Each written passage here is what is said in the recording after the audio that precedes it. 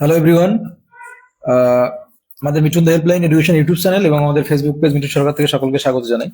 তো আজ আমাদের মাননীয় মুখ্যমন্ত্রী মমতা বন্দ্যোপাধ্যায়ের বৈঠক আছে মন্ত্রিসভায়, বুঝতে পারছেন। তো আমরা বিভিন্ন জায়গায় আপডেট পাচ্ছি বা জানতে পারছি যে আজ এই মন্ত্রিসভায় হয়তো নতুন শূন্য পদ নিয়ে কোনো আপডেট আসতে পারে, নতুন শূন্য পদ নিয়ে কোনো কথা হতে পারে বা নতুন শূন্য পদের কোনো ঘোষণা হতে পারে, এরকম কিছু হতে পারে।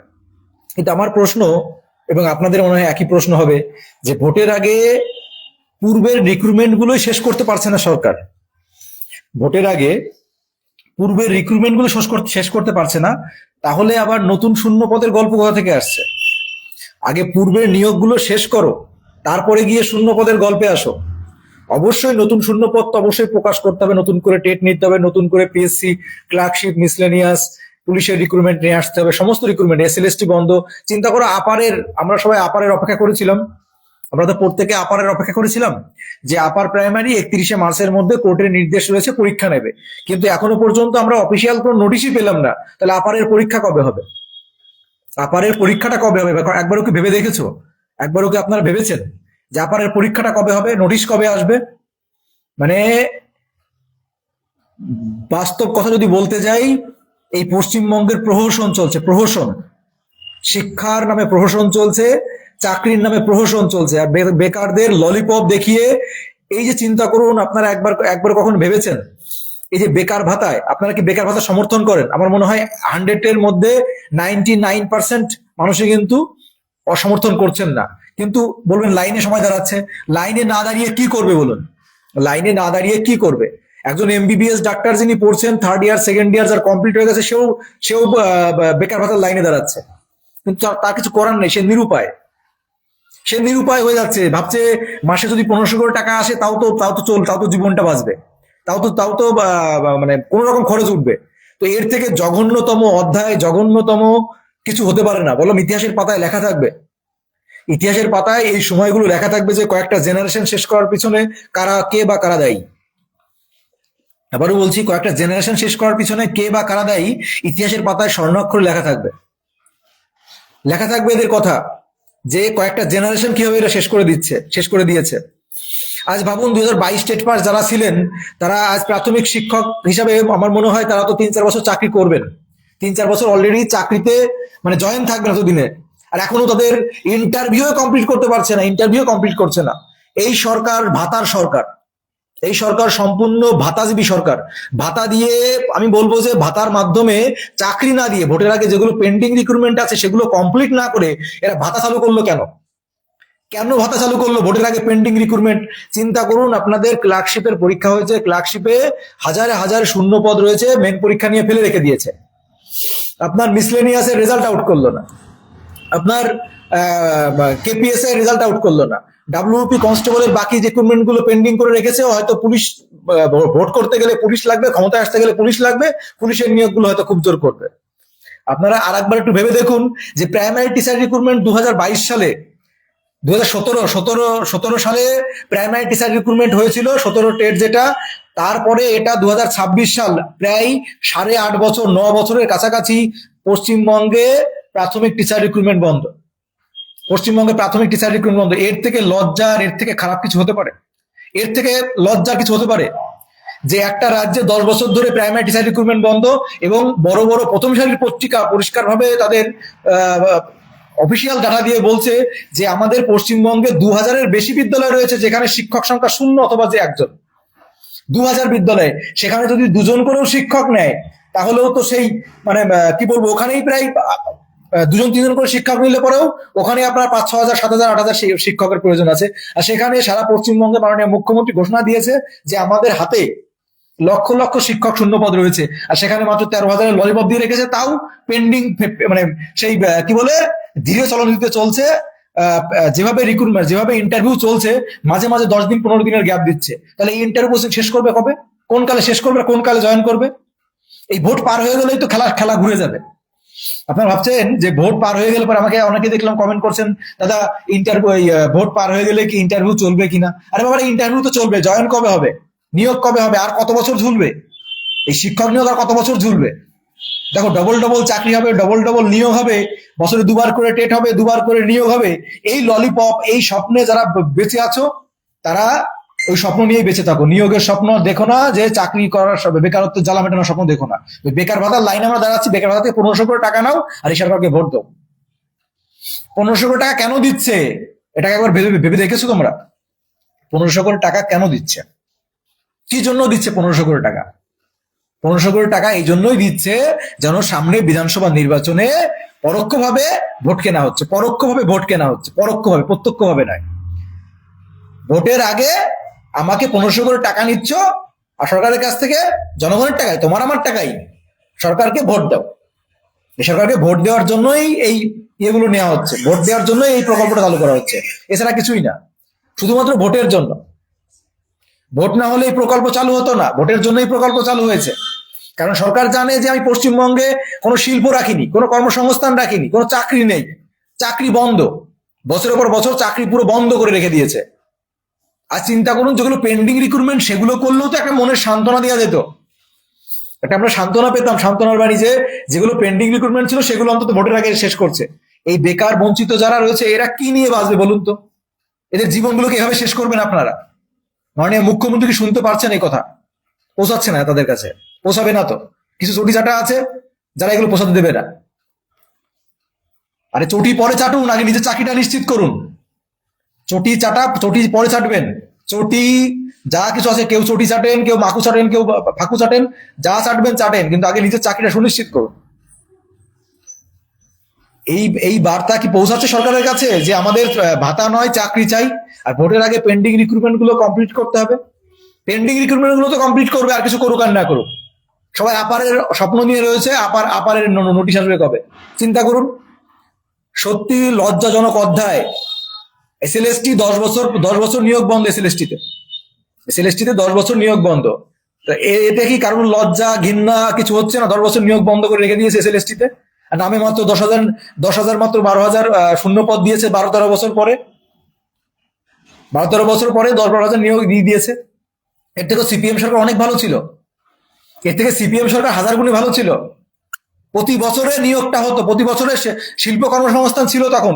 আর যাই থাক থাক থাক না থাক, শিল্প কর্মসংস্থান গুলো ঠিকঠাক মতো ছিল, আর অরাজকতা যাই থাক না থাক।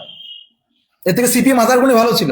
আবারও বলছি, পশ্চিমবঙ্গে যদি ভোটের আগে এই পেন্ডিং রিক্রুটমেন্ট কমপ্লিট না হয়, আজকে জানি না যে বৈঠকে তোমাদের কি কি বার্তা দেবে, কি নতুন শূন্য পদে ললিপপ দেবে। ললিপপই বলবো। কিছু লোকের ফাটবে, কিছু লোকের ফাটবে, যারা ছুটি ছাটা আসো তাদের ফাটবে, স্বাভাবিক, ফাটা স্বাভাবিক। কারণ তোমরা বোঝো না, তোমাদের কাছে অন্য কোনো কিছুর মনে নেই, না কর্মসংস্থান, না শিল্প, না কোনো কিছু দরকার নেই, কোনো উন্নয়নের দরকার নেই। ঠিক আছে, তো এর থেকে জঘন্যতম অধ্যায়। আর আবারও বলছি, প্রথম দিনে আমাদের মাননীয় মুখ্যমন্ত্রী, আমাদের সরকার, এই বর্তমান যে সরকার রয়েছে, তারা ঘোষণা করে যে আমরা 45.65% বেকারত্ব কমিয়ে দিয়েছি। তাহলে প্রথম দিনেই কি করে 5 লাখ ফর্ম ফিল আপ হয় ভাবতে পারছেন? হিসাব অপেক্ষা করুন, 28 তারিখ লাস্ট ডেট, তো 28 তারিখ পার হোক, তখন বুঝতে পারবেন যে কত লক্ষ ফর্ম ফিল আপ হয় আর কত লক্ষ পশ্চিমবঙ্গে বেকার আছে, তার ফলাফল পেয়ে যাবেন। কোটি কোটির কাছে ধরে যাবে, বললাম তো, কোটি চলে যাবে, কোটি। হ্যাঁ, বেকারত্ব 45% কমিয়ে দিয়েছে, 45% বেকারত্ব কমিয়ে দিয়েছে। তো বেকারত্ব কমায়নি, বেকারত্ব বাড়িয়ে দিয়েছে। আজ পশ্চিমবঙ্গে আপনি হাতে ধরা যারা বিশেষ করে মানে চটি চাটা আছেন, যারা কোনো কিছু জেনারেল নলেজ নেই, যে যা বুঝায় সেটাই বুঝেই মানে চলে আসেন, কেউ একটা বললো সেটাই মেনে নিন, সবার থেকে শুনে আসেন আমি এত করেছি। এই যে ফর্ম ফিল আপ শেষ হোক তখন বুঝতে পারবেন, ফর্ম ফিল আপ শেষ হোক।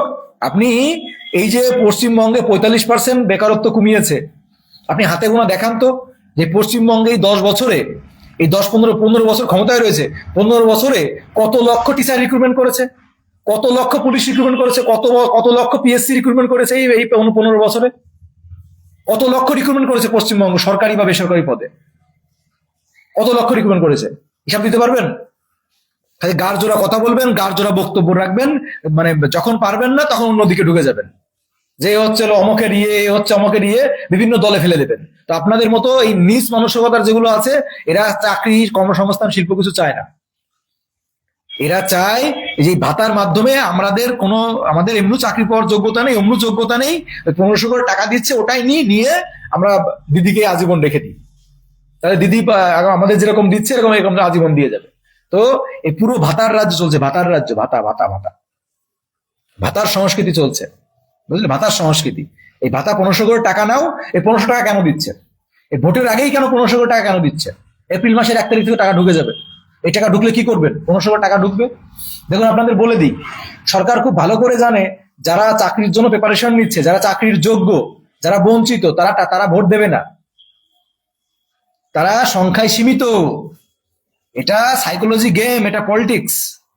সরকার খুব ভালো করে জানে যে যারা চাকরির জন্য প্রকৃত যোগ্য, যারা প্রিপারেশন নিচ্ছে, যারা চাকরির কাছাকাছি দাঁড়িয়ে রয়েছে, যারা বিভিন্ন পরীক্ষা পাশ করে রয়েছে, এই সমস্ত পেন্ডিং যারা রয়েছে, যারা যন্ত্রণায় ভুগছে, মরছে, বেকারত্বের জ্বালায় যন্ত্রণায়, তারা কেউ আমাকে ভোট দেবে না। তারা বেকারত্বের টাকা নেবে, কিন্তু ভোট আমাকে কারা দেবে? বেশিরভাগই যারা ওই মনে করেন যে, বেশিরভাগই কথা আমাকে বলতে বাধ্য হচ্ছি, বেশিরভাগই যারা কি বলবো, যারা পড়াশোনার জগৎ থেকে বাইরে আছে, পড়াশোনার জগৎ থেকে বাইরে আছে, বেশিরভাগ পড়াশোনার জগৎ। আর দেখুন, ওই জন্য 21 থেকে 40 করেছে। যারা পড়াশোনার জগৎ থেকে বাইরে আছে, যারা পড়াশোনা ছেড়ে দিয়েছে, তাদের কাছে তো একটা বিরাট অপরচুনিটি, কিছুই পেতাম না, তাই 1500 করে টাকা পাচ্ছি, তাই না? এই সরকার থাকলে পরে আমরা 1500 করে টাকা পাবো, কারণ আমরা তো এমনি চাকরির জন্য প্রস্তুতি নিই না, এমনি চাকরি পাই না, এমনি ঠিক আছে, অমনি ঠিক আছে। তাহলে এই যে গ্রামে গঞ্জে সমস্ত জায়গায় এগুলো কি করা হচ্ছে? একটা গ্রামে ভালো করে দেখুন তো, যে যদি আপনার সাপোজ আমি একটা গ্রামে যদি মনে করেন 1500 লোক থাকে, 1500 ইয়াং জেনারেশন থাকে, আমি আপনার একদম একটা সাধারণ হিসাব দিচ্ছি, একটা গ্রামে 5000 লোক আছে, 5000 ছেলে মেয়ে আছে 21 থেকে 40 বছরের, মাধ্যমিক পাস, ধরে নিলাম কথার কথা, একটা জায়গা বা একটা এলাকায় 5000 ছেলে মেয়ে আছে, তাদের সবাই মাধ্যমিক পাস, 21 থেকে 40। তাহলে 5000-এর মধ্যে কয়জন চাকরির জন্য প্রকৃত প্রস্তুতি নিচ্ছে? কয়জন চাকরির জন্য ঠিকঠাক মতো প্রিপারেশন নিচ্ছে? 5000-এর মধ্যে দেখবেন খুব জোর 100 থেকে 150 ছেলে মেয়ে, 100 থেকে 150 ছেলে মেয়ে যারা সিরিয়াসলি চাকরির জন্য প্রস্তুতি নিচ্ছে। এটা একটা বাস্তবতা, এটা ভালো করে জানি আমরা। একটু সাধারণ মানে জেনারেল নলেজ খানালে বুঝতে পারবেন, যে আপনি নিজের এলাকায় দেখুন, যে একটা গ্রামে বা একটা এলাকায় খুব জোর 100 থেকে 150 বা 200 ছেলে মেয়ে যারা প্রকৃতই চাকরির জন্য প্রস্তুতি নিচ্ছে, প্রিপারেশন নিচ্ছে, খাটছে, বিভিন্ন পরীক্ষা পাশ করছে, ফেল করছে, এভাবে করে বেকারত্বের জীবন টুকটুক করে এগিয়ে চলছে। আর বেশিরভাগই আমি কাউকে ছোট করছি না, বেশিরভাগই কিন্তু বিভিন্ন কর্মে ঢুকে গেছে, বিভিন্ন কাজে ঢুকে গেছে, বিভিন্ন কাজ করছে, বিভিন্ন কর্মসংস্থানের সঙ্গে যুক্ত, বা কেউ পড়াশোনা ছেড়ে দিয়েছে, কেউ তোমার ঘুগনি বিক্রি করছে, কেউ চপ বিক্রি করছে, কেউ কর্মকারের কাজ করছে, কেউ কাঠের কাজ করছে, বেশিরভাগই তো এই।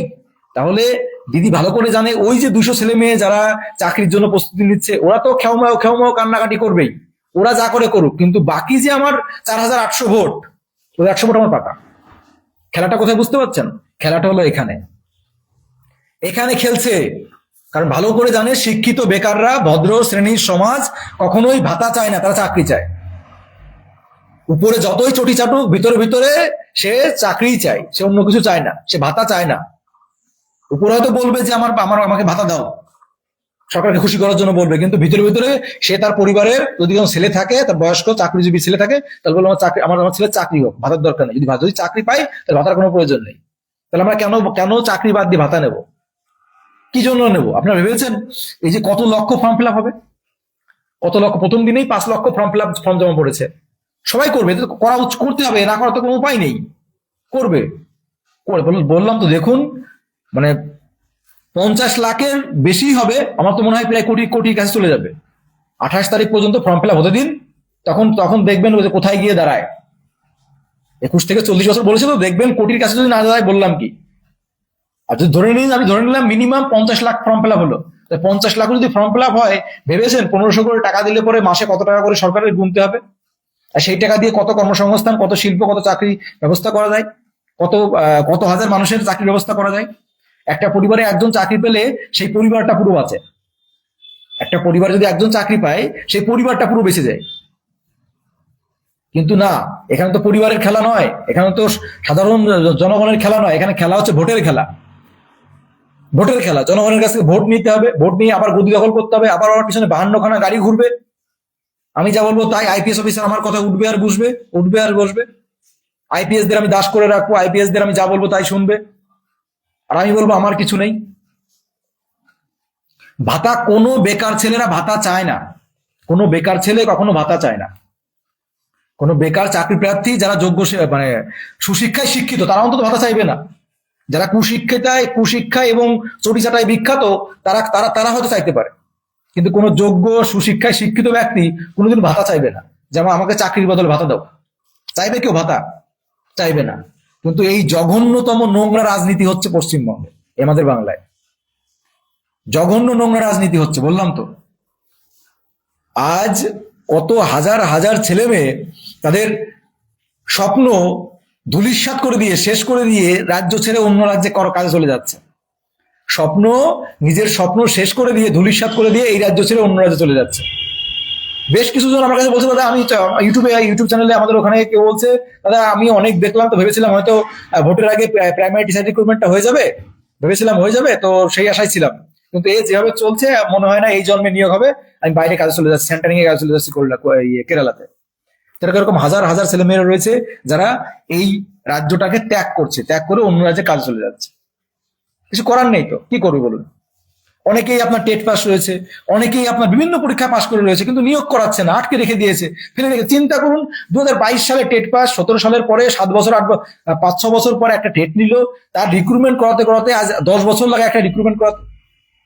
তো এর থেকে জঘন্য নোংরা মানে ভাষা ভাষা মানে কি ভাষাতে মুখে আসছে এটা বলতে পারছি না, আমরা বলতে পারি না। ওই ভাষাগুলো আমরা যদি ইউজ করতে পারতাম তাহলে মানে যোগ্য জবাব হতো। কিন্তু যোগ্য জবাব দিয়েও কি, এদের তো কিচ্ছু আসে যায় না, লজ্জা ঘৃণা বলে কিছু নেই। যদি থাকতো তাহলে ভোটের আগে নিয়োগগুলো করাতো, যেগুলো পেন্ডিং রিক্রুটমেন্ট রয়েছে। ভাবুন, ক্লার্কশিপের যারা পরীক্ষা তারা তো স্বপ্ন নিয়ে রয়েছে। আজ ক্লার্কশিপ এক একটা রিক্রুটমেন্ট কোন সালে, ক্লার্কশিপের কত সালে হয়েছিল? 23 সাল না? সে 23 সালের ক্লার্কশিপ আজ 26 সাল, এখনো পর্যন্ত মেন পরীক্ষা হয়েছে, মেনের এখন রেজাল্ট আউট করতে পারেনি। এরপরে টাইপিং আছে, টাইপিং এর পরে কোন কোন জন্মে মেরিট দেবে? ভাবুন, কেপিএস এর পরীক্ষা হয়েছিল 2023 সালে, এখনো সে কেপিএস এর এখনো রেজাল্ট আউট করতে পারলো না। তো এই যে ডিলে প্রসেস, এই যে শিক্ষকরা তো বলবোই না, শিক্ষকরা তো শিক্ষা ব্যবস্থাটাকে পুরোপুরি শেষ করে দাও। যে রাজ্য যত শিক্ষিত, যে রাজ্যের মানুষ যত শিক্ষিত, সেই রাজ্যের মানুষ তত বেশি প্রশ্ন করবে। যত অশিক্ষিত থাকবে, যা বোঝাবো তাই বুঝবে, যা বলবো তাই বুঝবে, যা বলবো তাই তাই শুনবে, তাই না? একটা রাজ্যকে যদি দাস বানিয়ে রাখতে হয় তাহলে তার সবার আগে অশিক্ষিত করে তোলো, অশিক্ষিত করে রাখো। যত অশিক্ষিত করে রাখবে ওদেরকে যা বলা হবে, যা বোঝানো হবে তাই বুঝবে।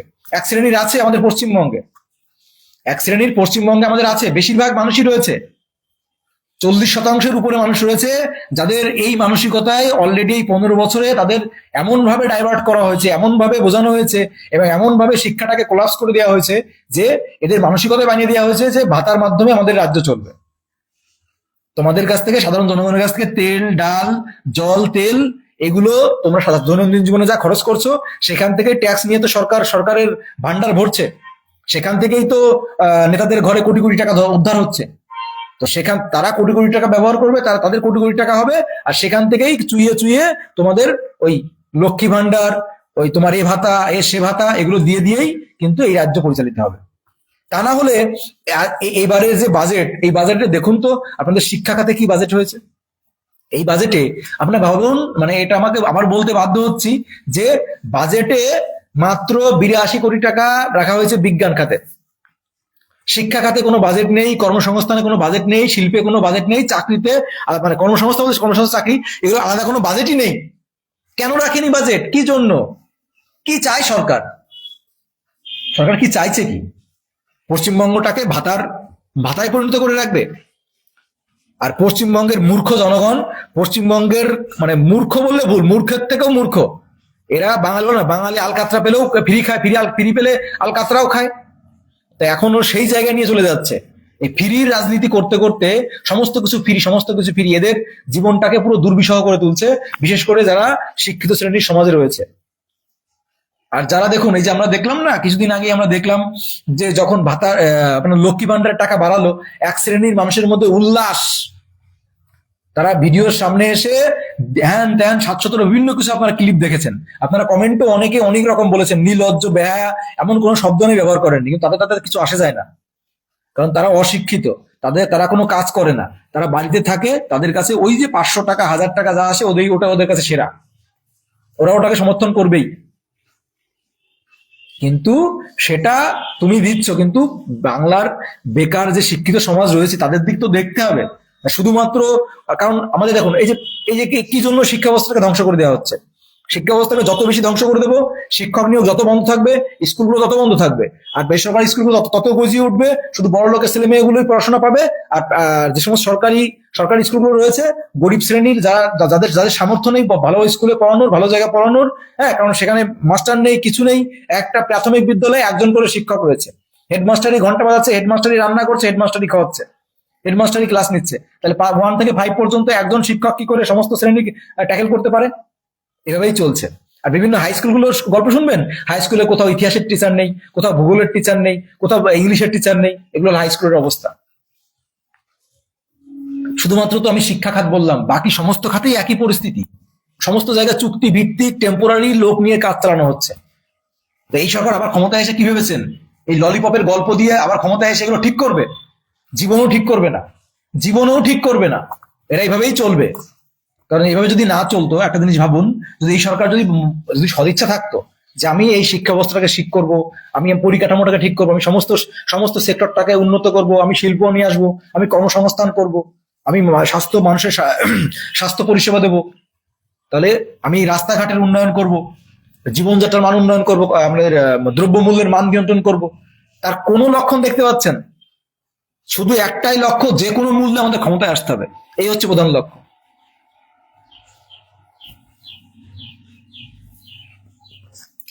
সোহেলটা নাকি বলছো যে ভাতা কোনো বেকার ছেলে চায় না, তবে বাধ্য হয়েই সবাই, সেটা তো আমি বললাম, কখনোই কোনো বেকার ছেলে, কোনো শিক্ষিত বেকার ছেলে কখনো ভাতা চাইবে না, যারা অন্তত পড়াশোনার মধ্যে আছে তারা কখনো ভাতা চাইবে না। এখন বাধ্য হয়ে লাইন দাঁড়াতে হচ্ছে, লাইন প্রত্যেককে দাঁড়াতে হচ্ছে, কিছু করার নেই। আমি গতকালও দেখলাম, আপনারা সবাই দেখেছেন, আমি পোস্ট করেছি, এমবিবিএস ডাক্তার, সে মানে এমবিবিএস পড়ছে, 3rd ইয়ার দেখলাম রানিং চলছে, বেশ কিছু যারা রয়েছে তারা তো বেকার, তাদের কোনো ইয়ে নেই, তারাও লাইনে দাঁড়াচ্ছে, পিএইচডি করেছে লাইন দাঁড়াচ্ছে। তাহলে এই পশ্চিমবঙ্গে এর পরেও কিছু চটিচাটা, ভয়ঙ্কর চটিচাটা, ওরা কিচ্ছু বোঝে না, ভয়ঙ্কর কিছু চটিচাটা আছে এদের মধ্যে, কোন রকম কোনো ইয়ে নেই, মানে কোন রকম কোনো মানবিকতা, কোন রকম কিছু নেই, এদের শুধুমাত্র একটাই লক্ষ্য যে আমাদের উন্নয়ন হোক না হোক, আমাদের রাজ্যটাকে গোল্লায় যাক, আমাদের পকেটে যেন টাকা, ওদের পকেটে টাকা যায়। যারা এই ভাতা প্রকল্পকে সাপোর্ট করছে, যারা ভাতা প্রকল্পকে, চাকরিটাকে সাপোর্ট না করে ভাতা প্রকল্পকে সাপোর্ট করছে, যেগুলো পেন্ডিং রিক্রুটমেন্ট সেগুলো ঝুলে রয়েছে, সেগুলো ঝুলিয়ে রেখে, নিয়োগ বন্ধ রেখে এগুলো চলছে, একবারও তো কোনো প্রতিবাদ করতে দেখছি না, কেউ তো করছে না, সব চটি চাটতে ব্যস্ত, সব নিজের বিজনেস করতে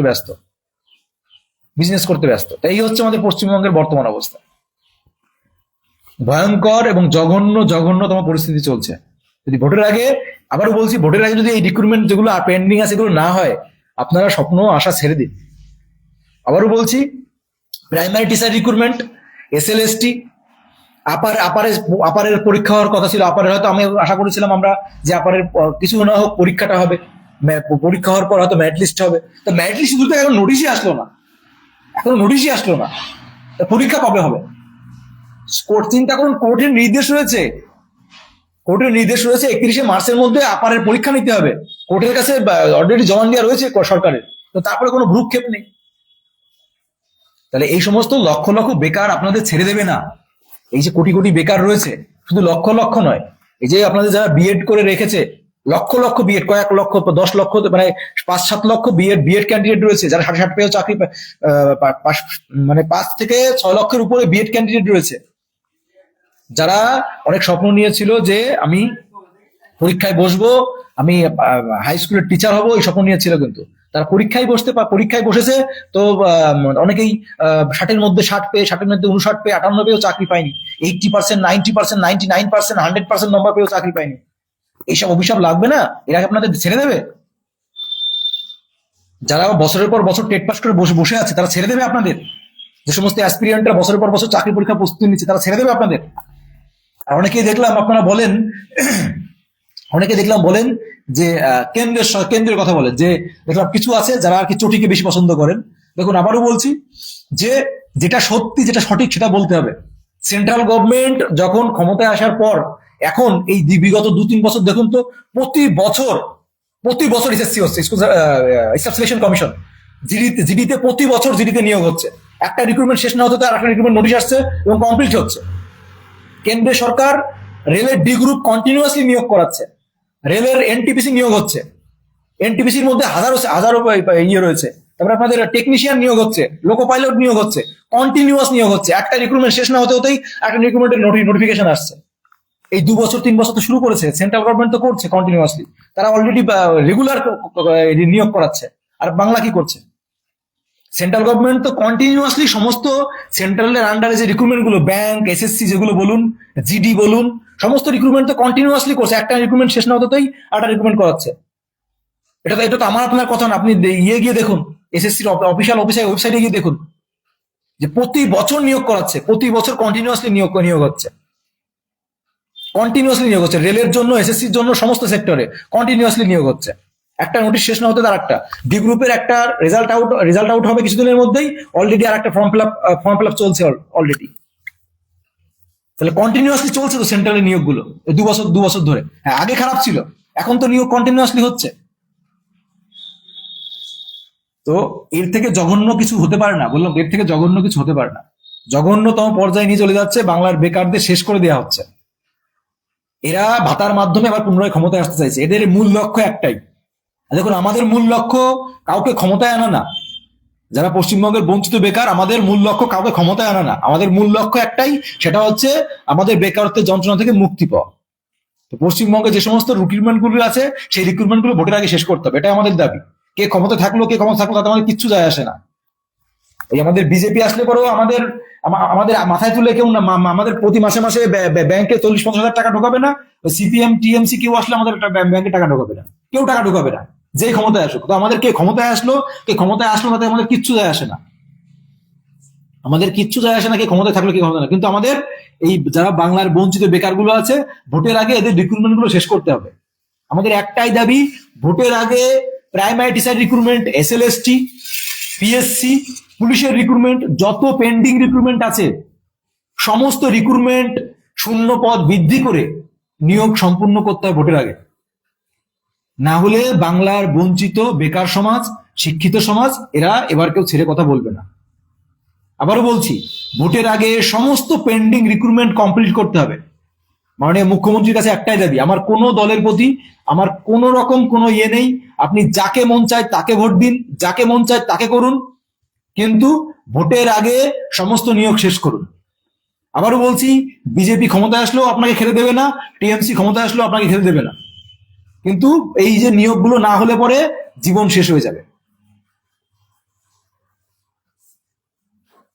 আবারও বলছি, আমাদের কে ক্ষমতায় থাকলো, কে ক্ষমতায় আসলো, তাতে আমাদের কিচ্ছু যায় আসে না। কিন্তু ভোটের আগে যদি নিয়োগ না হয়, তাহলে আমাদের জীবনই শেষ হবে। প্রাইমারি টিচার রিক্রুটমেন্ট যদি ভোটের আগে শেষ না হয়, কত বছর আমাদের পড়ে থাকতে হবে, ঝুলে থাকতে হবে, আপনি ভাবতে পারবেন না। এসএলএসটির কোন রিক্রুটমেন্ট বা অন্যান্য যে পিএসসি রিক্রুটমেন্ট যদি ভোটের আগে শেষ না হয়, এটা যে কত বছর ঝুলে থাকবে তার কোনো ঠিক নেই। আপনার তার জ্বলন্ত প্রমাণ, জ্বলন্ত উদাহরণ আপনাদের কাছে আছে। এই জন্য আমাদের একটাই দাবি যে ভোটের আগে রিক্রুটমেন্ট করাতে হবে, না হলে কিন্তু একটাও ভোট নয়। সমস্ত বেকার বঞ্চিতদের কাছে আমার অনুরোধ, যদি ভোটের আগে আমাদের পেন্ডিং রিক্রুটমেন্ট কমপ্লিট না হয়, তাহলে একটাও ভোট নয়। সবার কাছে শুধু একটাই বার্তা পৌঁছাও, তোমরা তোমাদের ফেসবুক পেজ থেকে সমস্ত জায়গাতে সোশ্যাল মিডিয়ায় একটাই স্লোগান চালাও, আমি যেটা চালিয়েছি, নো রিক্রুটমেন্ট নো ভোট। ভোটের আগে নিয়োগ চাই, ভাতা নয়। ভোটের আগে পেন্ডিং রিক্রুটমেন্ট গুলো কমপ্লিট করতে হবে। তুমি 10 কোটি নিয়োগ করবে না, 10 লক্ষ নিয়োগ করবা, ভোটের পরে সেই ললিপপ চলবে না। ভোটের আগে পেন্ডিং রিক্রুটমেন্ট কমপ্লিট করতে হবে, না হলে নো রিক্রুটমেন্ট নো ভোট। আমাদের যত পেন্ডিং রিক্রুটমেন্ট আছে ভোটের আগে শেষ করতে হবে। একটাই কথা, ভোটের আগে পেন্ডিং রিক্রুটমেন্ট শেষ করতে হবে। আর যদি ভোটের আগে রিক্রুটমেন্ট পেন্ডিং শেষ না করে, তাহলে একটাও ভোট নয়। আবারও বলছি, একটাও ভোট নয়।